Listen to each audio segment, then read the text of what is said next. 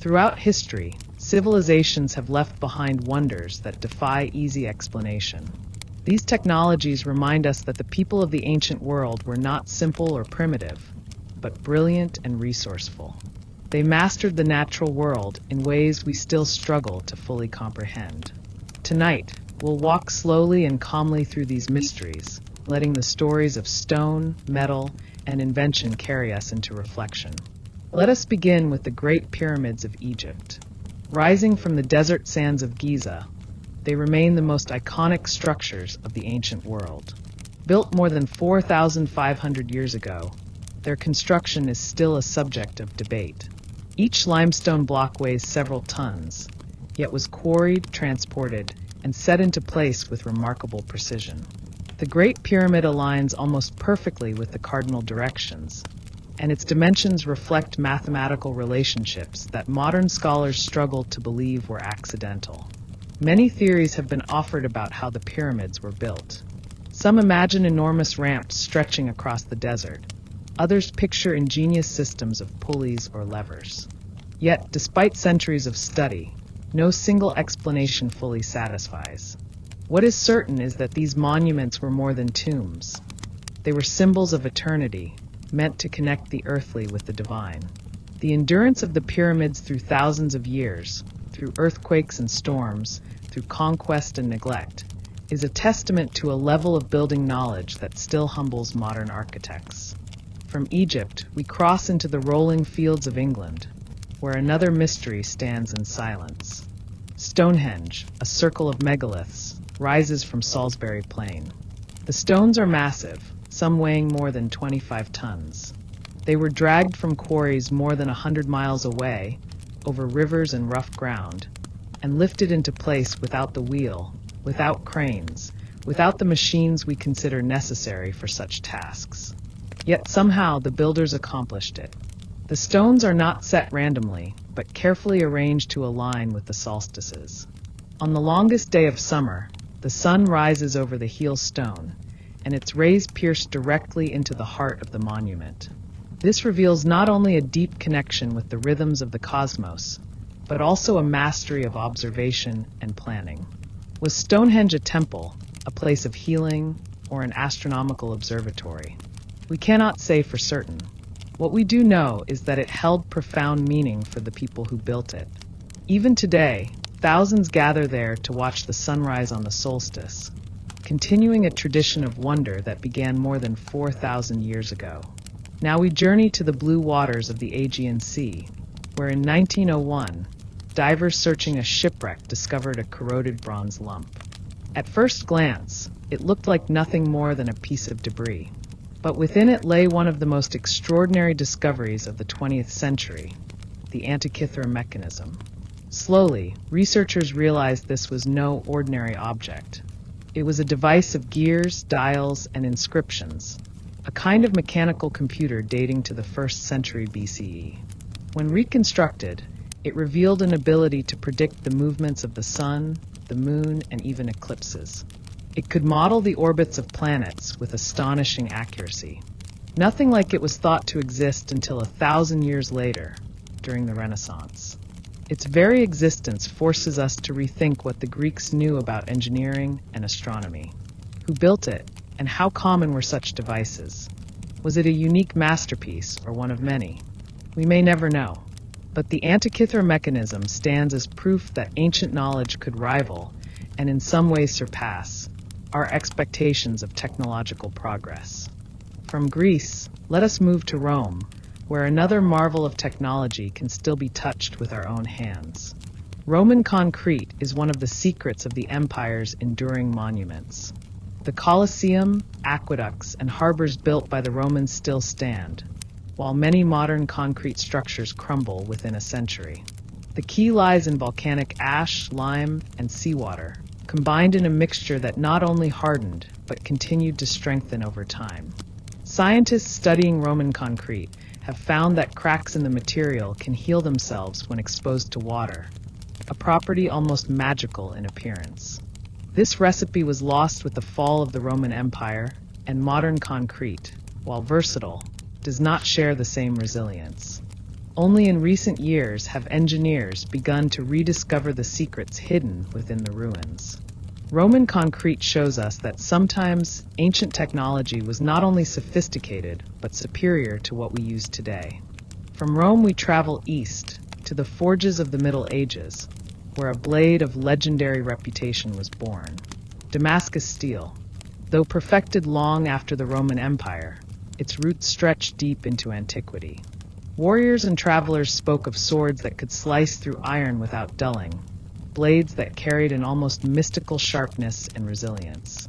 The secret of Damascus steel lay in the way iron and carbon were fused, producing bands of light and dark that rippled across the blade like flowing water. These patterns were not merely beautiful. They revealed a microstructure that gave the weapon its strength. For centuries, blacksmiths guarded their methods closely. Then, as mysteriously as it arose, the knowledge faded. By the 18th century, the art of making true Damascus steel was lost. Modern scientists have studied surviving blades under microscopes and discovered the presence of carbon nanotube-like structures, suggesting a sophistication far beyond what we expected from ancient metallurgy. The rediscovery of the technique continues to elude us, leaving Damascus steel a shining reminder of forgotten craftsmanship. Let us turn now to a curious discovery from Mesopotamia, an artifact known as the Baghdad Battery. In the 1930s, archaeologists unearthed clay jars, each containing a copper cylinder and an iron rod. Some scholars proposed that when filled with an acidic liquid like vinegar or grape juice, these jars could generate a small electrical current. If true, the implications are startling. An ancient civilization experimenting with electricity 2,000 years before its supposed discovery. Yet the purpose of the Baghdad Battery remains debated. Was it truly a primitive galvanic cell, used for electroplating or medical therapy?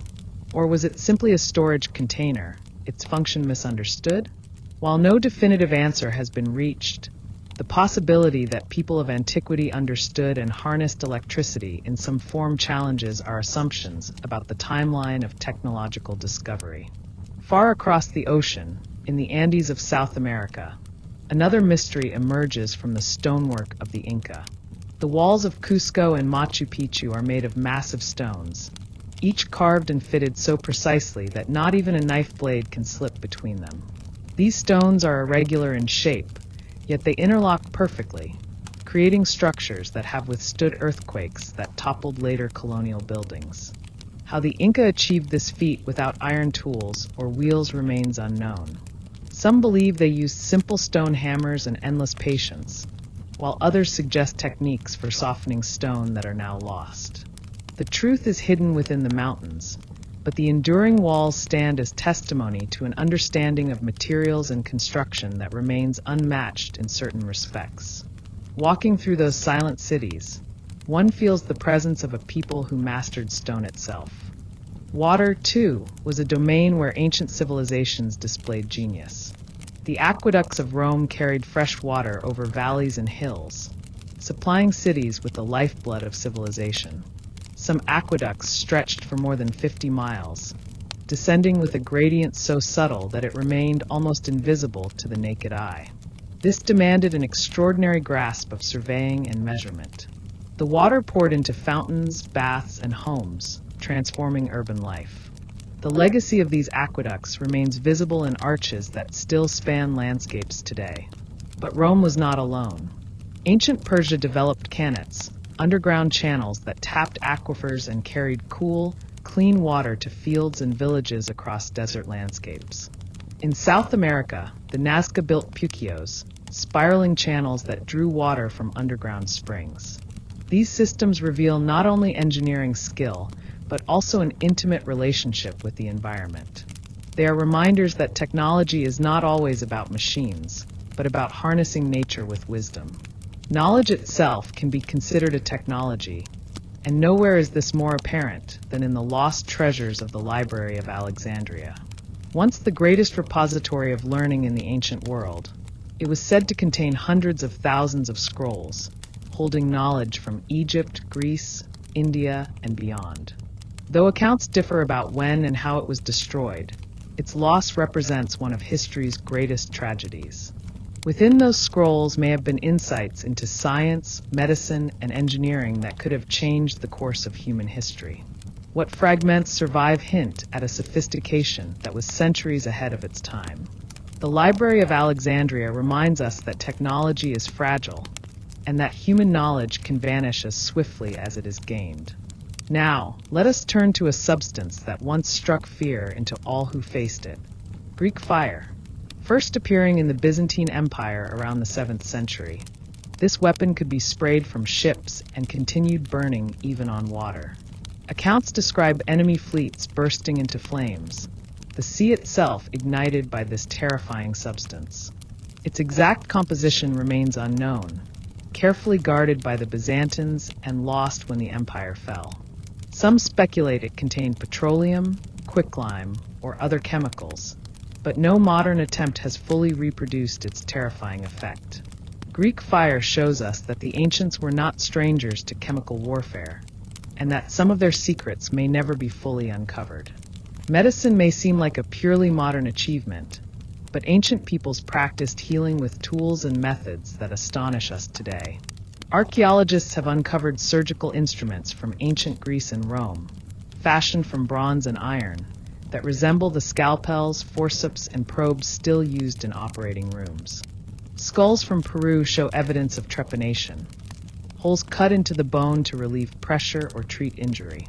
What is remarkable is not just that these procedures were attempted, but that many patients survived, as evidenced by bone regrowth around the openings. Ancient India produced texts such as the Sushruta Samhita, describing surgeries including cataract removal, skin grafts, and even forms of plastic surgery. These techniques suggest that far from being helpless in the face of illness, the ancients developed a sophisticated medical science, blending observation, experience, and daring. While much of their knowledge was forgotten or dismissed, echoes of their skill remain visible in the instruments and practices they left behind. From the realm of healing, we journey into the desert plains of Peru, where immense figures stretch across the earth itself. The Nazca lines are geoglyphs carved into the desert crust, forming images of animals, plants, and geometric shapes so vast they can only be fully seen from the air. How and why they were created remains uncertain. The Nazca people lacked flight, yet they designed figures hundreds of feet long with astonishing accuracy. Some scholars suggest they served as astronomical markers, aligning with solstices or star patterns. Others see them as ritual pathways, walked during ceremonies to invoke rain and fertility. The Nazca lines endure as a mystery written into the earth, visible from the heavens, inviting us to wonder about the relationship between ancient peoples and the cosmos above. In China, nearly 2,000 years ago, the brilliant scholar Zhang Heng devised a machine to detect earthquakes. Known as the first seismograph, his invention was a large bronze vessel adorned with dragon heads. Within it, a pendulum-like mechanism could sense vibrations from distant tremors. When triggered, it released a ball from a dragon's mouth into the waiting mouth of a toad below, indicating the direction of the earthquake. Records suggest the device successfully detected quakes hundreds of miles away. For centuries, this invention stood unmatched, a testimony to ancient China's scientific ingenuity. Though the exact mechanism remains debated, Zhang Heng's seismograph proves that our ancestors not only observed nature, but found ingenious ways to measure and predict its power. Turning now to Central America, we encounter the Mayan civilization, whose understanding of astronomy rivaled that of later European scientists. The Mayan calendar was based on intricate cycles of time, capable of predicting eclipses and planetary alignments with astonishing accuracy. Their observatories, such as El Caracol at Chichen Itza, were aligned with celestial events, reflecting a profound awareness of the movements of the heavens. While the calendar sparked sensational rumors of apocalyptic predictions in modern times, its true purpose was to guide agriculture, ritual, and governance. For the Maya, the cosmos was not distant, but woven into daily life. Their astronomical knowledge demonstrates how observation, mathematics, and spirituality combined into a system of breathtaking sophistication. From the jungles of Mesoamerica, we sail back to the Mediterranean, where one of the seven wonders of the ancient world once stood. The Lighthouse of Alexandria, also called the Pharos, rose more than 300 feet above the harbor, guiding sailors safely to shore. Built in the 3rd century BCE, it remained the tallest man-made structure for centuries, surpassed only by the Great Pyramid. At its summit, a fire blazed by night, reflected by polished bronze mirrors to project light across the sea. Some accounts even suggest that the mirrors could set enemy ships ablaze, though this may be legend. What is certain is that the lighthouse represented a feat of engineering unmatched in its time, combining height, stability, and function in a single towering beacon. Though destroyed by earthquakes, its legacy remains in every lighthouse that shines today. Far across the ocean, another set of monumental figures stand guard over an island in the Pacific. The Moai of Easter Island, massive stone heads and torsos, were carved and moved by the Rapa Nui people.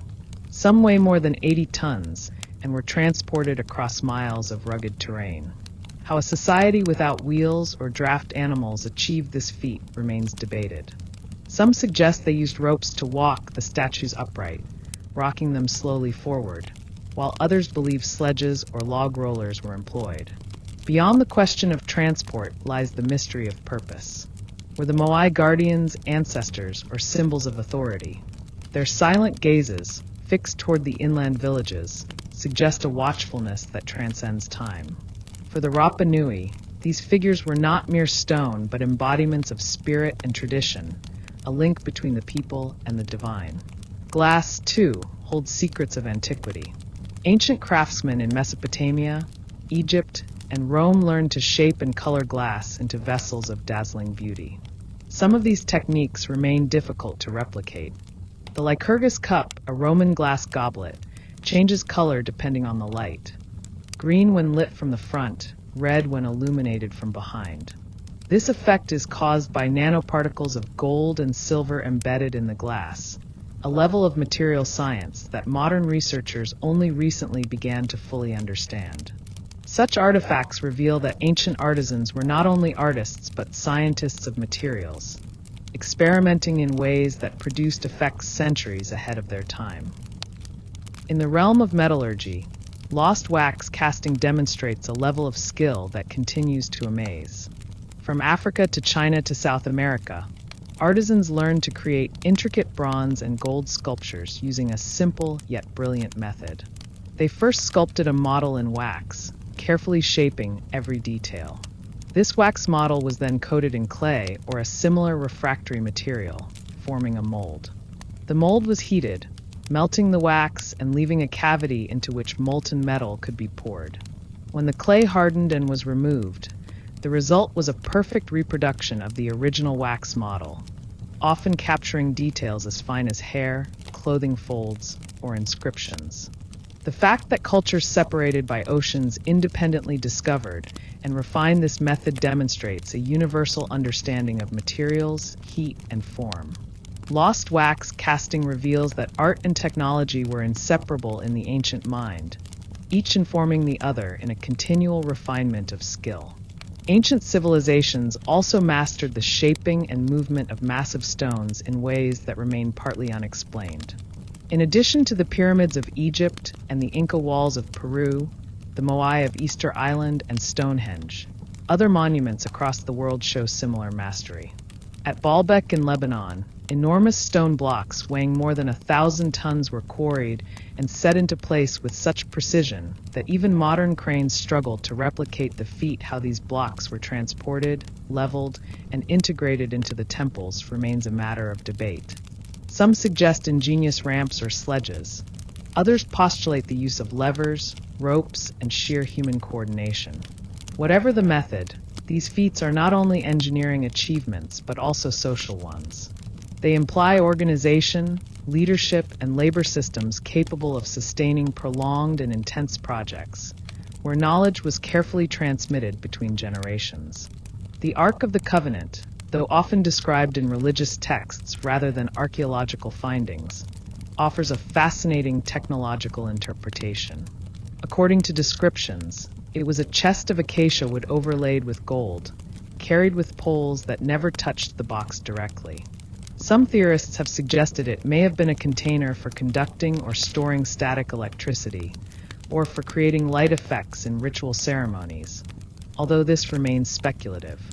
The point is not to claim certainty, but to recognize that ancient cultures sometimes integrated knowledge of materials, geometry, and optics into objects of spiritual and practical significance, blending the physical with the symbolic in ways that modern observers often underestimate.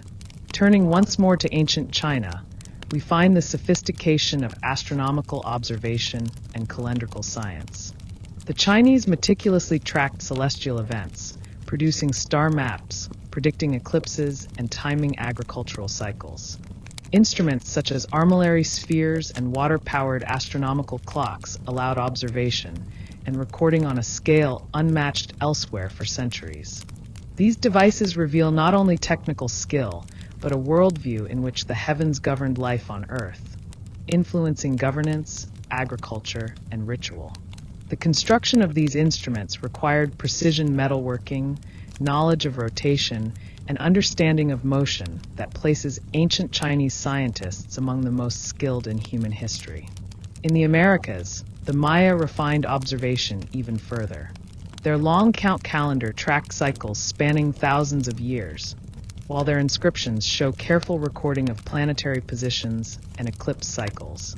Structures such as Caracol at Chichen Itza demonstrate alignment with the Venus cycle, reflecting a celestial literacy that allowed the Maya to synchronize ritual, agriculture, and governance with the movements of the heavens.